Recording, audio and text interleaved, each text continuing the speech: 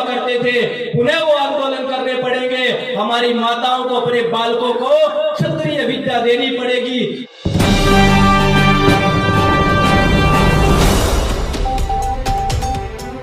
पिता को उनको क्षत्रिय विद्या के साथ साथ ब्राह्मणत्व की विद्या भी देनी पड़ेगी और अर्थ कमाना सिखाना पड़ेगा। अभी कभी कभी मजाक में कह देते पंचर पुत्र, कभी कभी हो जाता है, किंतु एक वास्तविकता यहां से लेकर जाना, आर्य वो जो श्रेष्ठ किण्वंतो विश्वमार्यम अपघनंतो रावण है, इसके लिए इंद्रम वर्धंतो अपतुरः चाहिए। हमारी एकता चाहिए, धन की, बल की, राज की, मन की, हर प्रकार से हमें बल चाहिए। आज 8-10 हजार की नौकरी करने बड़े ही है कि हिंदू का बालक चला जाए, लेकिन पंचर लगाकर 40,000 रुपए नहीं कमाना चाहता है। उस 8-10 हजार में वो ना अपने परिवार को चला सकता है, ना दान ले सकता है, उससे धर्म की रक्षा की आशा अपेक्षा नहीं की जा सकती। संघर्षी बनो, पुरुषार्थी बनो, बालकों को शिक्षा दो धन कमाने की, तब जाकर के हम आर्य समाज इस वेद के धर्म को, इस सनातन धर्म को बचा पाएंगे, इसकी रक्षा कर पाएंगे। यही तो महर्षि दयानंद सरस्वती ने सिखाया और समझाया था। दशांश तो तब देंगे जब परिवार चलाने के लिए पैसा होगा।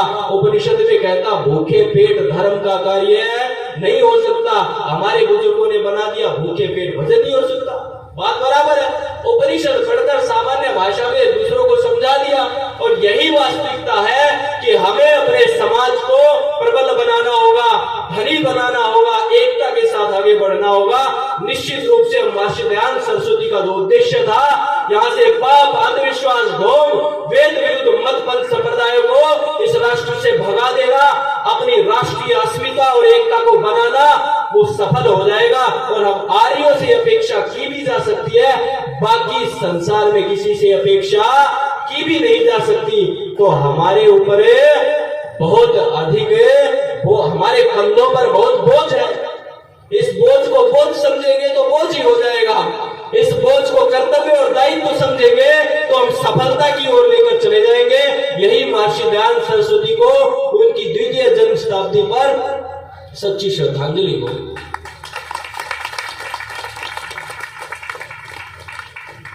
बहुत सारे गुरु घंटाल यहाँ पर हैं, कुछ तो ये हरियाणा में भी है, कुछ यूपी में भी है।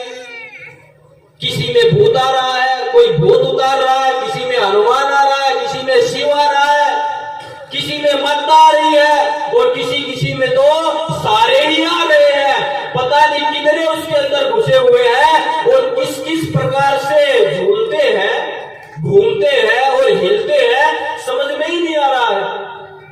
ऐसे ऐसे गुरु घंटालों के विरुद्ध आर्य समाज को खड़ा होना पड़ेगा।